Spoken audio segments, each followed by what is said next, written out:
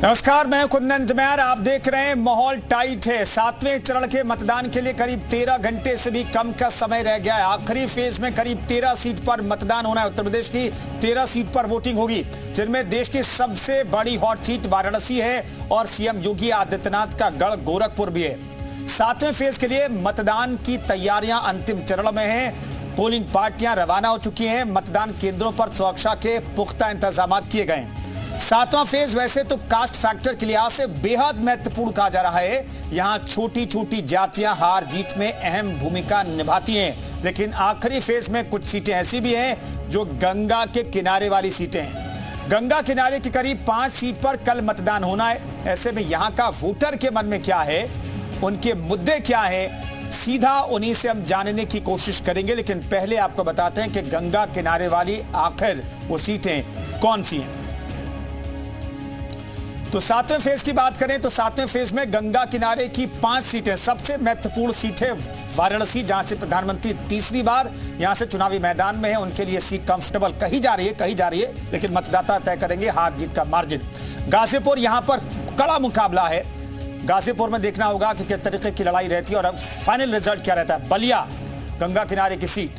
मिर्जापुर, जहां से अपना दल एस और केंद्रीय मंत्री अनुप्रिया पटेल यहां से चुनकर के आती हैं। चंदौली, महेंद्रनाथ पांडे यहां से सांसद हैं और केंद्रीय मंत्री भी हैं। ये वो 5 सीट है जहां पर कड़ा मुकाबला देखने को मिल सकता है। लेकिन इन सब के बीच जनता क्या सोचती है, ये जानना बेहद जरूरी है। 2019 में इन सीटों पर क्या नतीजे रहे, आपको बताते हैं। बनारस, प्रधानमंत्री नरेंद्र मोदी दूसरी बार यहां से जीत करके आए। गाजीपुर में बीएसपी की जीत हुई। अफजल अंसारी यहां से चुनाव जीते, अब समाजवादी पार्टी के टिकट पर चुनावी मैदान में है। बलिया में बीजेपी की जीत हुई और एक बार फिर से कमल खिलाने की यहां पर बीजेपी की तैयारी, लेकिन क्या कामयाबी मिलेगी। मिर्जापुर, अपना दल है, अनुप्रिया पटेल यहां से लड़ी और जीती, केंद्रीय मंत्री हैं। चंदौली, महेंद्रनाथ पांडे यहां से जीते और केंद्रीय मंत्री हैं। एक बार फिर से उन्हीं पर भरोसा बीजेपी ने जताया है। बनारस और ये तमाम सीटों का जिक्र हम आपको दिखा रहे हैं और ये 5 तस्वीरें हम आपको दिखा रहे हैं। अलग अलग लोकसभा क्षेत्रों में किस तरीके से तैयारियां की गई है, कर्मचारी किस तरीके से चुनावी ड्यूटी के लिए रवाना हुए हैं, उससे जुड़ी हुई तस्वीरें भी हम आपको दिखा रहे हैं। ये वो 5 लोकसभा क्षेत्र जो गंगा किनारे आते हैं, जहां पर चुनाव की तैयारियां पूरी कर ली गई हैं। तो पोलिंग पार्टियों की रवानगी की तस्वीरें हम आपको दिखा रहे हैं। गाजीपुर आप देख सकते हैं, चंदौली, महाराजगंज, यहां से भी केंद्रीय मंत्री हैं पंकज चौधरी। उनकी किस्मत का फैसला यहां पर जनता करेगी। गोरखपुर से सटी हुई सीट।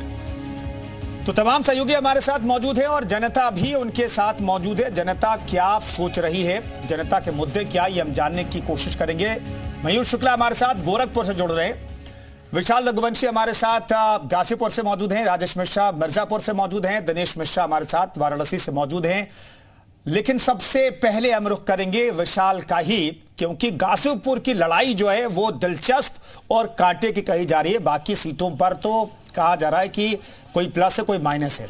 विशाल, वहां की जनता क्या कहती है, वहां के लोग क्या कहते हैं? क्या इस बार फाइट जो है बहुत टाइट है या फिर मुकाबला लोगों के नजरिए से एक तरफा हो सकता है? देखिए, बिल्कुल गाजीपुर की जो सीट है वो सबसे ज़्यादा हॉट भी है, क्योंकि यहाँ से अफजाल अंसारी वर्सेस पारसनाथ राय वर्सेस ठाकुर उमेश सिंह का जो है जो लड़ाई है वो दिखाई पड़ी। हालांकि लड़ाई में अगर हम बात करें तो सपा कांग्रेस गठबंधन और एनडीए की जो असली परीक्षा है वो भी इस सीट पर है। मैं आपको सबसे पहले तस्वीरें दिखा देता हूं कि मैं इस वक्त गाजीपुर के एक घाट पर मौजूद हूं और गंगा किनारे मौजूद हूं। और चूंकि देखिए ये वाला जो फेज है ये गंगा किनारे का फेज है, क्योंकि 2014 में जब आपने देखा होगा कि प्रधानमंत्री ने शुरुआत किया था तो यही कहा था कि मुझे मां गंगा ने बुलाया है। ऐसे में सीधे सबसे पहले यहाँ पर गंगा किनारे रहने वाले लोग हैं, उनसे पूछते हैं, जो कल वोटर भी हैं। ये बताइए कि क्या माहौल लग रहा है आपको यहाँ पर? यहाँ पर तो जनता एकदम बदलाव है, बदलाव चाह रहे हैं। बदलाव, अफजाल अंसारी जीत रहे हैं। तो वो तो यहाँ से पहले भी जीते थे। नहीं, तो इस बार हवा बनाया गया था कि वो मने माफिया हैं, वो हम हार जाएंगे। ये जब कि जनता एकदम जागरूक हो गया है। इन 3 लाख वोट से अफजाल अंसारी जीतने जा रहे हैं। अच्छा, क्या नाम है आपका? मेरा नाम हर्षजीत सिंह है। ये बताइए कि क्या माहौल चल रहा है? माहौल बीजेपी के पक्ष में चल रहा है और अफजाल अंसारी जी जिस पिछली बार मुल्क बना के जीत गए थे, इस बार वो हारेंगे। और बसपा भी अलग लड़ रही है, तो उसका प्रभाव पड़ेगा ही। और भाजपा कम से कम 1 लाख वोट से जीतेगी यहाँ से। क्या लग रहा है, क्या माहौल चल रहा है? मैं अनिल कुमार सिंह अनिलाभ गाजीपुरिया और गंगा किनारे आप लोगों का स्वागत कर रहा हूं। गंगा की चर्चा की जाती है और गंगा पर जो है लाखों करोड़ों के खर्च होते हैं और गंगा की स्थिति को आप खुद देख सकते हैं, आपका कैमरा दिखा सकते हैं। चुनाव क्या माहौल है ये? चुनाव बस गंगा की तरह ही पाक साफ होगा, है ना। इतना है, लोकतंत्र में चुनाव जो है कायदे से होगा। गाजीपुर में वोट करेंगे ना? हाँ, वोट तो एकदम करेंगे। कुछ और भी लोग हैं, क्या माहौल चल रहा है यहाँ पर? मोदी के गारंटी पर लोग विश्वास कर रहे हैं, क्योंकि देश की पूरी जनता जानती है कि मोदी सरकार पुनः तीसरी बार पूर्ण बहुमत से बना रही सरकार। तो गाजीपुर की जनता ने निश्चित कर लिया है कि मोदी सरकार में अपने गाजीपुर की भागीदारी सुनिश्चित करने के लिए भारतीय जनता पार्टी को वोट देगी। युवा किधर जा रहे हैं? भारतीय जनता पार्टी निश्चित रूप से गाजीपुर का चुनाव जीतने जा रही है। अब की बार मोदी जी ने 400 पार कहा है, तो 400 पार 400 से अधिक सीटें भाजपा जीतेगी पूरे प्रदेश में, पूरे इंडिया में, ये तय है। अच्छा, क्या माहौल चल रहा है? माहौल तो ये बीजेपी का ही है। पहले गाजीपुर को कोई नहीं जानता था, अब मोदी जी की वजह से गाजीपुर को हर कोई जानना है। उत्तर प्रदेश में जितना विकास हुआ है ये हम सब ने देखा है। वो तो आंख बंद करके वोट अगर किसी और को देना है तो वो जाति समीकरण करना उसकी बात ही अलग है, लेकिन काम तो भारतीय जनता पार्टी ही कर रही है। अच्छा, एक सवाल और लेते हैं। ये चूंकि लगातार विपक्ष जो है तमाम तरह की, लेकिन यहाँ पर बीजेपी ने पूरी ताकत लगा दी, रोड शो हुए, यहाँ पर रैलियां हुई, तो उसका फर्क नहीं होगा इस बार? कुछ नहीं फर्क हुआ। 5 किलो अनाज से थोड़े जनता बेवकूफ बनेगा। जनता को बेवकूफ बना रहे हैं प्रधानमंत्री जी। हाँ, 5 किलो अनाज देकर हमको रोजगार दीजिए। रोजगार पर बातें नहीं हो रहा है, भर्ती पर बातें नहीं हो रहा है, जनता बेरोजगार हो रहे हैं। मंगलसूत्र की बात मोदी जी कर रहे हैं। मंगलसूत्र क्या बचाएंगे? अपने औरत को मंगलसूत्र बेचारी को नाम ही नहीं देना चाहते थे कि मेरा शादी हुआ है। ये तो दिग्विजय सिंह ने हल्ला किया कि मोदी जी के शादीशुदा है, वो मंगलसूत्र की बात करेंगे, हमको रोजगार नहीं मिलेगा। आप ईपीएफओ की रिपोर्ट आप देख सकते हैं। 2014 में 12 करोड़ लोगों का खाता खुला था ईपीएफओ में। इस समय 2024 में 27 करोड़ का खाता खुला है, यानी कि 15 करोड़ लोगों की आय से जोड़ा गया, नौकरियां मिली हैं। जो बात कर रहे थे मैडम की नौकरियां नहीं मिली हैं, आंकड़ों की बात कर रहे हैं, तो आंकड़े क्या कह रहे हैं? भारतीय जनता पार्टी की सरकार में 25 करोड़ से ज्यादा लोग गरीबी रेखा से बाहर आए हैं। इससे बड़ा आपको वो विकास क्या चाहिए? राशन देखिए, पूर्व की सरकार में लोग खाने के बिना मर जाते थे। यह सरकार की यही उपलब्धि है। जो अनाज गोदाम में सड़ जाते थे वह अनाज गरीबों में वितरित किए जा रहे हैं। ये लोग जल रहे हैं, ऐसा बोल रहे हैं। अच्छा, ऐसा है क्या? राशन, आप लोग भी तो आटा वाला की बात कर रहे हैं। नहीं, आटा वाला बात कर रहे हैं, हम लोग जल नहीं रहे हैं। प्रधानमंत्री जी तो अनाज दे रहे हैं, लेकिन उसके साथ लड़के जो बेरोजगार है उसको दूर करिए, महंगाई पर बात करिए। सिलेंडर 400 का था, स्मृति ईरानी जी 400 के सिलेंडर पर धरना प्रदर्शन करती हैं। आज 1000-1200 का सिलेंडर हो गया। अब स्मृति ईरानी कहाँ है? 6 रुपए किलो चीनी देने की बात की थी अमेठी में। और चीनी कितनी महंगाई है, वहाँ भी 40 रुपया। अरे जाके अमेठी की जनता से पूछिए, क्या चीनी दे रही है 6 रुपए किलो? ये झूठा सरकार है, ऐसे सरकार को उखाड़ फेंकना इस बार। 2013 में आप मोबाइल में गोल कर देख सकते हैं कि सिलेंडर का दाम 1200 रुपए थे, इस समय 900 रुपए हैं। तो ये तो गलत बात कर रहे हैं कि सिलेंडर का दाम इसमें बढ़ा है, इसमें तो घटा ही है। और रही बात रोजगार की, गाजीपुर में इंडस्ट्रियल कॉरिडोर बन ही रहा है, योगी जी बनवा ही रहे हैं। गाजीपुर के युवाओं को रोजगार मिलेगा, किसानों को उसका लाभ मिलेगा। जी देखिए, ये तमाम जो जनता है ये, हाँ ठीक है, सिलेंडर 1200 रुपए का नहीं है, सिलेंडर 450-500 रुपए करीब पड़ता है। 900 रुपए का सिलेंडर है और 380 रुपए सब्सिडी आती है। इस बात को ये मैडम नहीं बता रही हैं। झूठ बोलने की एक सीमा होती है, इतना भी झूठ नहीं बोलना चाहिए। 60-70 रुपए सीडी आती है, जनता को चुतिया बनाया जाता है। चलिए, हाँ। अगर स्मृति ईरानी धरना प्रदर्शन करती तो ये लोग एसी के रूम में क्यों सो रहे हैं? ये भी धरना प्रदर्शन करें, लोकतंत्र में सबका अधिकार है। लेकिन ये जानते हैं, पहले जो है गैस सिलेंडर की लंबी लंबी लाइन लगानी पड़ती थी, अब गैस सिलेंडर घर पे डिलीवर हो रहा है। इनको क्या माहौल चल रहा है? ठीक है। क्या माहौल चल रहा है? जो मैडम बात कर रहे हैं उस पर बात पूरा फाइनल कीजिए। जो आप बताइए, आप ही बोलिए अपनी बात। हम तो चाहेंगे कि भाजपा जो इधर देखिए, हाँ इधर देखिए, भाजपा जो कर रही है बहुत बेस्ट कर रही है। गाजीपुर को आज पूरा दिल्ली में लोग जानते हैं। गाजीपुर से जो सोलदेव जाती है और बॉम्बे के लिए भी ट्रेन जाती है। यही न्यायाधीश ने बोला था कि मैं जाकर बनारस के लिए, बॉम्बे के लिए ट्रेन पकड़ता था, दिल्ली के लिए बनारस से पकड़ता वो। ठीक है विशाल, मैं लौटता हूँ गोरखपुर का एक बार फिर से रुख कर लेते हैं। गोरखपुर का रुख कर लेते हैं। मुख्यमंत्री के गृह जनपद में क्या माहौल है, मयूर बताइए।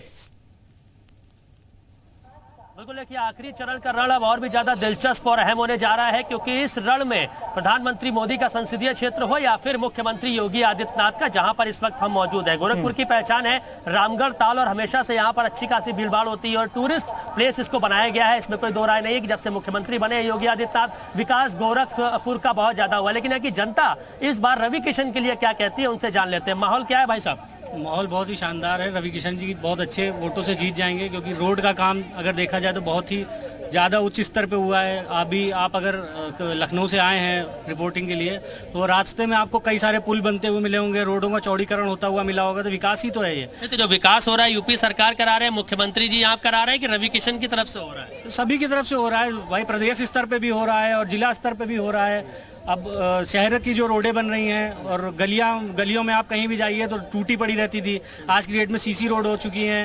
मतलब रोडों से आप संतुष्ट हैं, इसलिए आपको लग रहा है कि माहौल बीजेपी का ठीक है। और भी कुछ युवा है हमारे साथ। क्या नाम है बाबू आपका? सबसे पहले तो नमस्कार, आपके जितने भी श्रोतागण देख रहे हैं उनको मेरा नमस्कार। मेरा नाम कुंदन पंडित पड़ेगा और मैं देवरिया जिले का रहने वाला हूँ। देवरिया घूमने आए हो क्या रामगढ़ताल? मैं रामगढ़ताल घूमने आया हूँ। तो मैं आपको एक और बात बता दूं, जहाँ इस टाइम हम खड़े हैं, आप मेरा इंटरव्यू ले रहे हैं, ये रामगढ़ताल, ये नौका विहार। एक समय में, पुराने समय में यहाँ पे देहात का एरिया हुआ करता था और यहाँ पे आए दिन लोगों का कत्ल हुआ करता था और लोगों का पर्स छीना जाता था।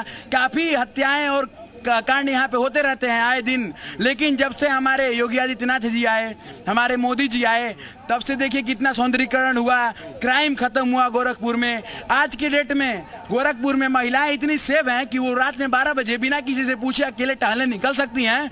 और हमारे रवि किशन जी आते हैं दोबारा तो इसको और ज़्यादा इसमें बढ़ोतरी करेंगे और गोरखपुर को और ज़्यादा अच्छा बनाने की कोशिश करेंगे। मेरा बहुत बहुत धन्यवाद। आप युवा हैं लेकिन काफी जानकारी रखे हैं, काफी जोश में। आइए भाई साहब, आपसे बात कर लेते हैं। क्या नाम हो गया आपका? प्रशांत त्रिपाठी। प्रशांत त्रिपाठी जी, बताइए गोरखपुर का माहौल क्या है? विकास के मुद्दों पे वोट होना चाहिए या फिर अन्य मुद्दों पे वोटिंग होनी चाहिए? नहीं, विकास के मुद्दे पे ही होना चाहिए, क्योंकि गोरखपुर में ये जहाँ हम लोग खड़े हुए हैं नौका विहार है और ये वाकई बिहार करने योग्य है। पहले इस तरीके का माहौल नहीं था। यहाँ पे देखिए हर तरह की चीजें आ गई हैं, घूमने टहलने लायक। ये पैरासेलिंग स्टार्ट हो गया और सारी चीजें हैं यहाँ के। देखिए गोरखपुर में सड़कें। ये बताइए, गोरखपुर की तस्वीर पूरी तरीके से बदल चुकी है। मयूर, मैं लौटता हूँ, दिनेश का रुख कर लेते हैं, हमारे साथ बनारस से मौजूद हैं। दिनेश, वहां के लोग क्या कह रहे हैं? क्या प्रधानमंत्री का मार्जिन इस बार और बढ़ने वाला है? क्या होने वाला है कल?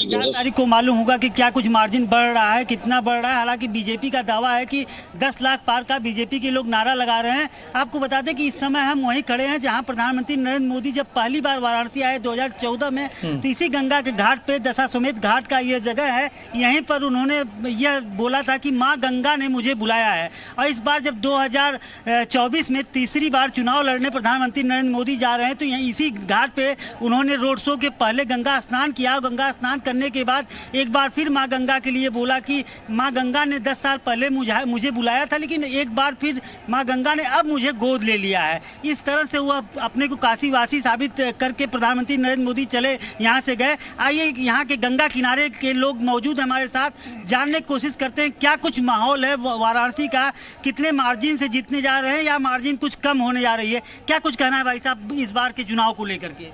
देखिए, राष्ट्रीय पर्व है हमारा लोकतंत्र जो है, और इसको आप माननीय मोदी जी का निर्वाचन क्षेत्र होने के खातिर यहाँ के लोगों में बहुत ही उत्साह है। और जो आपने वोट प्रतिशत की बात कही है वो एक रिकॉर्ड वोटों से यहाँ जीतने जा रहे हैं। आज जो देश का विकास हुआ, काशी का विकास हुआ, उस पर माननीय प्रधानमंत्री जी का बहुत बड़ा योगदान है। आज उनके सुपरविजन में, उनकी देखरेख में देश तरक्की कर रहा है, राष्ट्र तरक्की कर रहा है। जी, आपका मानना है कि प्रधानमंत्री नरेंद्र मोदी एक मार्जिन से यहाँ से एक बार फिर जीतने जा रहे हैं। क्या 10 लाख का पार का जो लोगों का नारा है, खासकर बीजेपी का, वो आंकड़ा छूता हुआ नजर आ रहा है आपको? हाँ, कम से कम 8 लाख 9 लाख के लगभग जो है वो पार कर जाएंगे, ये हम लोग का अनुमान है। क्या वजह है इस तरह का? आप बताइए कि आखिर प्रधानमंत्री नरेंद्र मोदी लगातार तीसरी बार, जबकि लोग कह रहे हैं कि वाराणसी के पुत्र अजय राय इंडिया गठबंधन से चुनाव लड़ रहे हैं, वो इतना लगातार पोजीशन तीसरे पर रहे हैं, तो आखिर बात क्या है? हमें ये लगता है कि अजय राय जी अपनी जगह हैं, लेकिन जो आज हम लोग का सौभाग्य है कि सांसद के रूप में हम अपने प्रधानमंत्री को यहाँ चुनने वाले हैं, ये काशी वासियों का सौभाग्य है। और जो मोदी जी ने काशी के लिए किया है वो पूरी दुनिया को दिखता है। और जो मार्जिन ऑफ वोट की आप बात कर रहे हैं वो निश्चित ही कम से कम 7 से 8 लाख वोट से मोदी जी यहाँ जीतेंगे।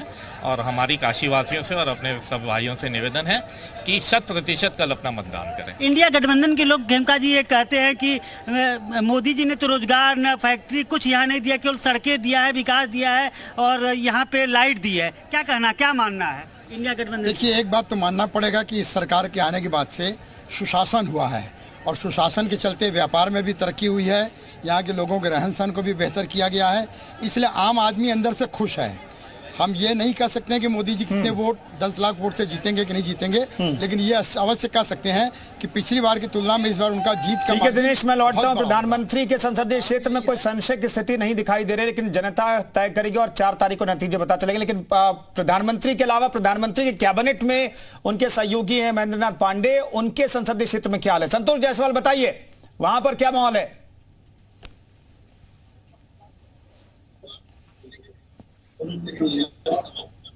लोकसभा हमारे साथ कुछ लोग मौजूद है, हम बात करते हैं, जानते हैं क्या माहौल है और लोगों ने मन में क्या ठान रखा है। आपका नाम जानना चाहेंगे? जी, राजकुमार मौर्य। मौर्य जी, क्या मतदान है? माहौल सर एकदम चकाचक है डॉक्टर साहब का। जिस तरह से काम किए हैं डॉक्टर साहब पूरे लोकसभा में, बहुत सुंदर माहौल है। चाहे छोटा से छोटी जात, बड़ी से बड़ी जात, एकदम सब खुश है इनके साथ। क्या नाम है आपका, क्या माहौल है? मेरा नाम शशिकांत पांडे है। जी जी, माहौल बहुत बढ़िया है पांडे जी का। पांडे जी ने अपने कार्यकाल में बहुत सुंदर काम किया हुआ है। जैसे में काम देख लीजिए आप, ये मटका रेलवे लाइन को ओवरब्रिज बनाया है इन्होंने, ठीक है, यहाँ अंडरपास बनाया हुआ है। ठीक है संतोष, मैं लौटता हूँ। राजेश मिश्रा हमारे साथ एक और कैबिनेट मंत्री मिर्जापुर से हैं, अनुप्रिया पटेल, उनके संसदीय क्षेत्र में क्या हाल है? राजेश बताइए, लोगों से पूछिए। जी, आपको बता दें इस समय हम गंगा किनारे खड़े हुए हैं और गंगा किनारे वालों का क्या हाल है, क्या किसका मिजाज है, किसको जिता रहे हैं, आइए हम जानते हैं। आप किसको जिता रहे हैं, क्या देख के वोट देंगे? हम विकास को देखकर। क्या किसको जिता रहे हैं आप? हम यहाँ पर जो सपा को जिता रहे हैं। आप? हम समाजवादी पार्टी को जिताएंगे। यहाँ पे 10 साल तक के केंद्रीय मंत्री अनुप्रिया पटेल ने कुछ विकास नहीं किया। हमारे घाट की स्थिति देखिए एकदम खराब है। बिंदधाम में कितने यात्रियों को सुविधा हो रहा है, यहाँ पे यात्री जितने भी यात्री हैं तो सभी को दिक्कतें हो रही हैं। यहाँ धूप में चिलचिलाती धूप में दर्शन कर रहे हैं, धूप में खड़े होकर, न जमीन में चलने के लिए व्यवस्था है, न ऊपर से छांव की व्यवस्था है, कोई व्यवस्था हमारे यहाँ नहीं की गई है। आप क्या कहना चाहेंगे, किसका माहौल है? माननीय मोदी जी के द्वारा माननीय अनुप्रिया पटेल जी को पूर्ण बहुमत से हम लोग सरकार बनाने जा रहे हैं और जिताने जा रहे हैं। माननीय मोदी जी ने जो कार्य किया है उसके लिए हम लोग सराहनीय कार्य उन्होंने किया है। जैसा कि आप कह रहे हैं कि यहाँ पर कोई विकास नहीं हुआ घाटों पे, क्या कहेंगे इस पे? आप सामने देख सकते हैं, एक समय था कच्चा घाट है, यहाँ से लेकर पूरा पक्का घाट से लेकर पूरा कोतवाली घाट तक देख सकते हैं। अभी भी विकास जरिया चालू है, जेसीबी चल रहा है, सब कुछ चल रहा है। अखिलेश यादव जी विकास ने क्या किया, क्या एक मुद्दा बता सकते हैं, मुद्दा दिखा सकते हैं? आप क्या मिजाज है, किसको वोट देंगे और क्या चाहते हैं? जब से मिर्जापुर मतलब जब से भारत आजाद हुआ तब से मिर्जापुर में इस समय जितना विकास हुआ बीजेपी गवर्नमेंट में कभी नहीं हुआ था। जैसे बिंद कॉरिडोर, यूनिवर्सिटी, मेडिकल कॉलेज और गंगा घाट, मतलब हर प्रकार के 6 लेन पुल सभी तो बीजेपी गवर्नमेंट में हो रहे हैं। आप क्या कहना चाहेंगे? बीजेपी यहाँ से जीत रही है। रमेश बिंद का ब्राह्मण समाज में बहुत ज्यादा विरोध है, जो कि ब्राह्मणों के लिए आपत्तिजनक शब्दों का प्रयोग किया, इसलिए मिर्जापुर से भारतीय जनता पार्टी और अपना दल की सरकार बन रही। तो अनुप्रिया जी ने भी तो बोले हैं राजा भैया को, तो उसमें ठाकुरों को भी तो कुछ दिक्कतें हैं। नहीं, विंध्याचल में ब्राह्मण क्रोधित हैं। ये रमेश बिंद के लेकर रमेश बिंद आपत्तिजनक शब्दों का प्रयोग ब्राह्मण समाज के लिए किया। आज का राजेश में लौटता हूं, दोबारा से हम गोरखपुर का रुख कर लेते हैं। मुख्यमंत्री का ये इलाका और यहाँ पर मार्जिन बढ़ेगा घटेगा ये तो नतीजे बताएंगे, लेकिन मयूर शुक्ला हमारे साथ लोगों का मूड बताने के लिए मौजूद हैं। मयूर, एक बार फिर से लोगों के मन को टटोलिए कि वो किस आधार पर वोट करने वाले हैं कल। बिल्कुल, देखिए हमारे साथ जो कुछ लोग हैं, युवा हैं, जिनसे हमने बात की, लेकिन किस आधार पे वोटिंग करना ज़रूरी हो जाता है, क्योंकि मुद्दे तो तमाम सारे होते हैं, लेकिन जनता के विकास के लिए, उनके रोजगार के लिए जो बात करता है जनता उससे ज़्यादा प्रभावित होती है। मुद्दे भाई साहब क्या होने चाहिए? वोट करने जाते हैं, अपने विकास की बात करेंगे, अपने क्षेत्र की बात करेंगे, रोजगार की बात करेंगे, या फिर अन्य मुद्दे जो होते हैं, चाहे वो धार्मिक मुद्दे हो या फिर जाति की बात जो लोग नेता करते हैं, उनकी बात जनता ज़्यादा मानती है कि अपने मुद्दों को लेकर? नहीं, देखिए धार्मिक मुद्दा तो इसमें नहीं कहा जाएगा। वो तो जो शिक्षा का स्तर बढ़ना चाहिए, रोजगार जो कम है वो रोजगार मिलना चाहिए लोगों को, इससे ज़्यादा प्रभाव पड़ेगा। आप क्या कहते हैं? आपने जैसा कि कहा, मैं एक युवा हूँ, कुंदन पंडित नाम है मेरा। आपने कहा रोजगार, जैसा कि सभी पार्टियां बात करती है कि मैं इतना रोजगार दूंगा, मैं युवाओं को ये रोजगार दूंगा, तो रोजगार में पहली बात आपको बता दूं, जितने भी लोग देख रहे हैं, रोजगार देना किसी भी पार्टी के हक में नहीं होता है। रोजगार देना केंद्र के हाथ में है। रोजगार कौन देगा? रोजगार केंद्र देगा। राज्य भी तो रोजगार पैदा करता है, राज्य सरकार सरकारियां नौकरी निकालती है। राज्य भी रोजगार देता है। जो भी नेता कहते हैं कि हम युवाओं को रोजगार देंगे तो रोजगार केंद्र प्रदान करता है। ठीक है। अब अखिलेश जी कह रहे हैं मैं इतने 2,500 युवाओं को रोजगार दूंगा, तो ये कैसे रोजगार देंगे? उनकी पार्टी तो केंद्रीय है, ये नहीं है, वो रोजगार कहाँ से देंगे युवा को? आपके क्या मुद्दे होने वाले हैं भाई साहब? रोजगार बहुत बड़ा मुद्दा है, लेकिन ऐसा कुछ नहीं है कि हर आदमी बेरोजगार टहल रहा है। रोजगार है, आप अगर सही से नौकरी ढूंढेंगे तो क्यों नहीं मिलेगी? ठीक है। नौकरी के लिए काबिल होंगे तो नौकरी मिलेगी। सरकार को दोष देना भाई, हाथ पकड़ के रोजगार नहीं। चलिए मयूर, मैं लौटता एक बार फिर से गाजीपुर का रुख कर लेते हैं। गाजीपुर का ये की जो फाइट है विशाल, क्यों इतनी टाइट बताई जा रही है? सत्ता कोर्ट खत्म करती है, सत्ता को थोड़ी खत्म करता है, सरकार थोड़ी खत्म करती है। विशाल, गाजीपुर की फाइट क्यों टाइट कही जा रही है? जल्दी से जवाब। बिल्कुल बिल्कुल बिल्कुल उत्साहित है जनता हमारे साथ। क्या माहौल चल रहा है बताइए। यहाँ तो क्लियर है परिणाम, गाजीपुर का परिणाम तो क्लियर है। यहाँ की गरीब जनता अपना प्रत्याशी चुन चुकी, यहाँ पे कोई लड़ाई नहीं है। कौन है प्रत्याशी? यहाँ अफजाल अंसारी 2 लाख से चुनाव जीतने जा रहे हैं। अच्छा, कुछ और भी लोग हैं, बताइए क्या माहौल चल रहा है? इंडिया गठबंधन की सरकार बनने जा रही है भारत में। चलिए, और हमारे खड़गे जी के नेतृत्व में खड़गे जी प्रधानमंत्री बनेंगे। अच्छा, हाँ बताइए। 5 साल में एक भी विकास कीट नहीं रख पाए ऐसे व्यक्ति को गाजीपुर की जनता, निकम्मे व्यक्ति को गाजीपुर की जनता इस बार धूल चढ़ा के वापस भेज देगी। और गाजीपुर से भारतीय जनता पार्टी का प्रत्याशी पारसनाथ राय 1 लाख वोटों से चुनाव जीतने जा रहे हैं। बताइए सर, अब इन लोग जो इसके बल पे कहते हैं कि जिन्होंने इनको टिकट दिलवाया है वो खुद 1.5-2 लाख से चुनाव हार चुके हैं। चलिए विशाल, मैं रोक रहा हूं, वक्त इतना ही था। हमने ज्यादा से ज्यादा दर्शकों की बात, जनता की बात अपने दर्शकों तक पहुंचाने की कोशिश की। बहुत बहुत धन्यवाद तमाम सहयोगियों का, और सहयोगियों के साथ जो जनता मौजूद थी अपने मुद्दे रख रही थी इस मंच पर, उनका भी बहुत बहुत धन्यवाद। इस खास